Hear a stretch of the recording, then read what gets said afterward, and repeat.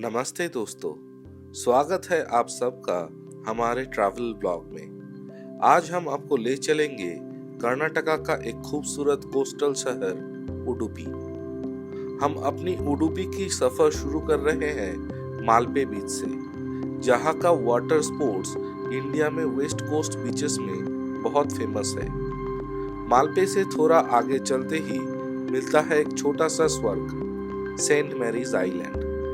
ये जगह अपने यूनिक हेक्सागोनल रॉक्स और क्रिस्टल क्लियर पानी के लिए फेमस है। फिर हम चलेंगे डेल्टा बीच की तरफ, जहां रिवर और सी एक साथ मिलते हैं, एक मैजिकल व्यू के साथ। और कैसे भूल सकते हैं श्री कृष्ण मठा, जहां की भक्ति और शांति दोनों मन को छू जाता है। और फाइनली हम अपना दिन खत्म करेंगे गाड़ी के बीच के मेस्मराइजिंग सनसेट के साथ, जहां आसमान के रंग बदलते हुए देखना एक अलग ही अनुभव होता है। तो चलिए शुरू करते हैं हमारी उडुपी की यात्रा, बीचेस, टेम्पल्स और सनसेट की एक परफेक्ट ब्लेंड के साथ। उडुपी ट्रिप की सुबह अगर शुरू होती है डेल्टा बीच की तरफ ड्राइव करते हुए, तो इससे बढ़िया क्या हो सकता है।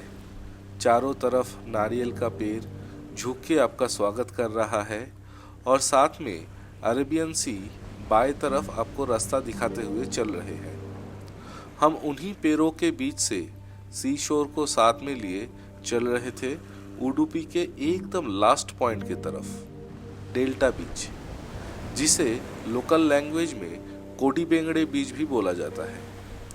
ये बीच उडुपी से बस 9 किलोमीटर ही दूर है और सबसे खास बात है यहाँ स्वर्ण रिवर समुंदर के साथ मिलती है, एक नेचुरल डेल्टा बनाते हुए। इसीलिए इस जगह का नाम पड़ा डेल्टा बीच। जैसे ही आप यहाँ पहुँचते हैं, और वो भी सुबह के टाइम पे, हवा में एक अलग ही शांति महसूस होती है। एक तरफ शांत नदी और दूसरी तरफ बहता हुआ समुंदर, दोनों के बीच ये पतला सा जमीन का टुकड़ा, जैसे प्रकृति ने खुद एक पेंटिंग बनाई हो। डेल्टा बीच शांत, क्लीन और क्राउड से बहुत दूर है।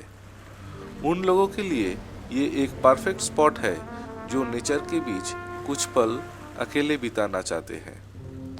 यहाँ के लोकल्स इसे मिनी मालदीव्स ऑफ उडुपी भी कहते हैं।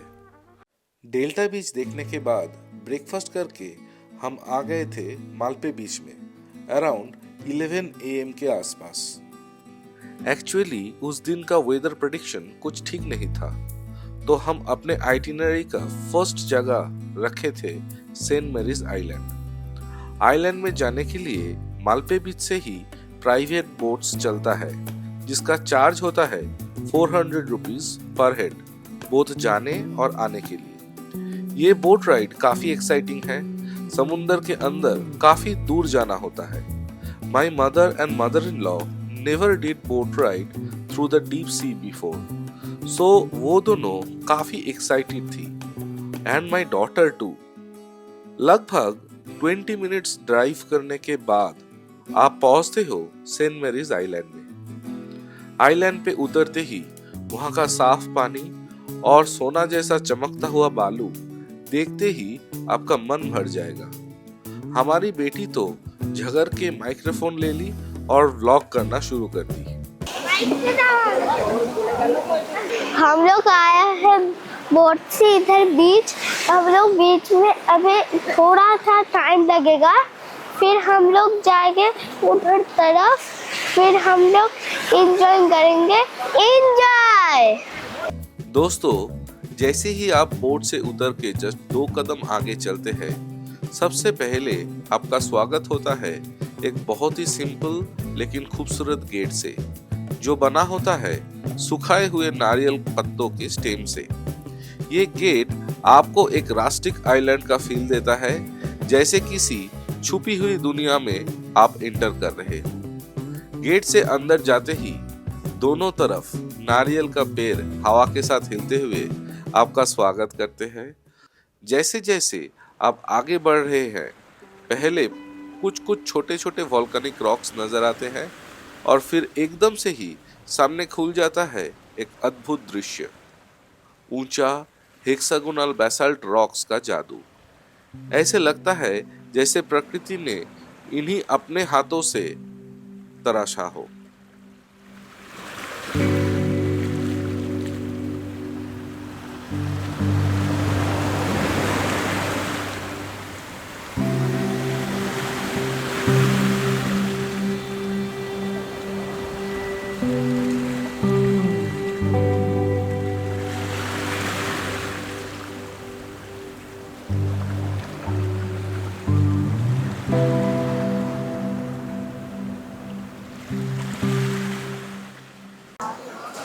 जियोलॉजिकल सर्वे ऑफ इंडिया के स्टडी में जो पता चला है कि ये जो वॉल्केनिक रॉक फॉर्मेशन हुआ था ये 88 मिलियन ईयर्स पहले हुआ था।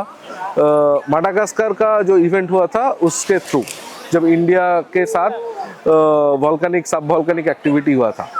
तो ये एरिया का एक और हिस्ट्री भी है। 1498 में वास्को दा गामा जब इंडिया आए थे तो वो यहाँ पे ही लैंड किए थे, सेंट मैरीज आइलैंड पे। और ये जो नाम है सेंट मैरीज आइलैंड, ये जीसस क्राइस्ट के मदर के ऊपर दिया हुआ है और ये नाम भी वास्को दा गामा ने ही दिए थे। सेंट मैरीज आइलैंड देख के हम रिटर्न आ रहे थे और मेरा सासू माँ बहुत शांत मन से समुंदर की ब्रीज को अनुभव कर रही थी।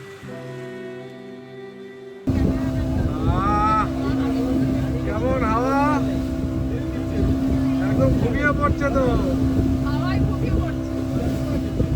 কেমন লাগলো এই ট্রিপটা? দারুণ দারুণ দারুণ। যেমন বোট রাইড সেরকম দৃশ্য। আইল্যান্ড কি জিনিস তো দেখিনি। আইল্যান্ড তো আগে দেখেনি কখনো।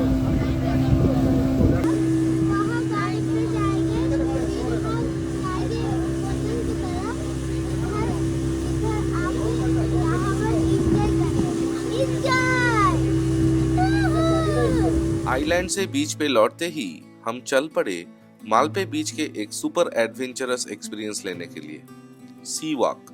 ये कोई आम वॉक नहीं है, ये एक थ्रिलिंग ट्रेल है जो समुंदर के बीच तक जाता है। जैसे ही आप सी वॉक पर चलते हैं, दोनों तरफ से लहरें टकराती है, कभी पैरों को छू जाती है तो कभी आपको ऊपर तक छिटक देती है। हाई टाइड के टाइम पर तो ये पूरा एक्सपीरियंस और भी एक्साइटिंग हो जाता है। हवा तेज चलती है, पानी ऊपर उठा हुआ रहता है और हर स्टेप एक छोटी सी एडवेंचर लगती है। आगे बढ़ने के साथ साथ आपको समुंदर का एंडलेस हॉराइजन दिखाई देता है। एक तरफ मालपे बीच का शोर, दूसरी तरफ डीप ब्लू अरेबियन सी। ऐसा लगता है जैसे आप समुंदर के दिल तक पहुंच रहे हो।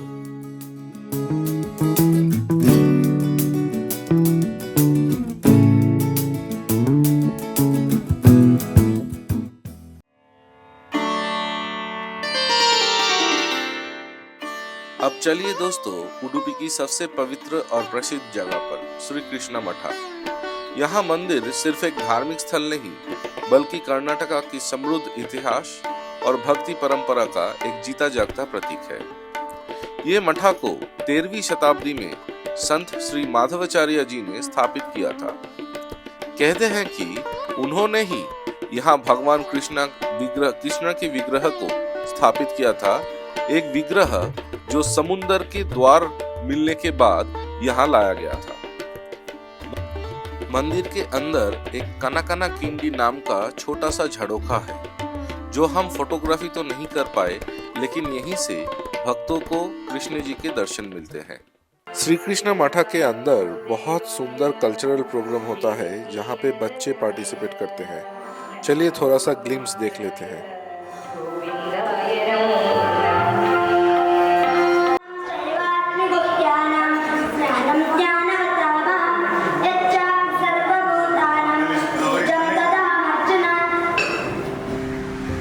उडुपी टेम्पल कंप्लीट करने के बाद हम आए हैं काडी के बीच में सनसेट देखने के लिए। काडी के बीच के सामने ही हम लोगों का रिसोर्ट है, आर्यन होटल एंड रिसोर्ट, और उसको harms hotel and resort and spa भी बोला जाता है। ये भी कंप्लीटली सीरीन एंड एकदम सुनसान बीच है, कोई नहीं है, लोग चारों तरफ 1-2 लोग दिखाई दे रहे हैं। मुझे तो लग रहा है ये बीच सनसेट लवर्स के लिए एकदम हिडन पैराडाइस है। आप देख रहे हो सूरज धीरे धीरे नीचे जा रहा है और पूरा स्काई ऑरेंज और पिंक शेड्स में रंग गई है। हमारा उडुपी एंड कोस्टल कर्नाटका का सफर यहीं पे खत्म होता है। होपफुली आप सबको ये व्लॉग बहुत अच्छा लगा। Please like this video, share with your friends and subscribe to our channel. फिर मिलते हैं अगले व्लॉग में।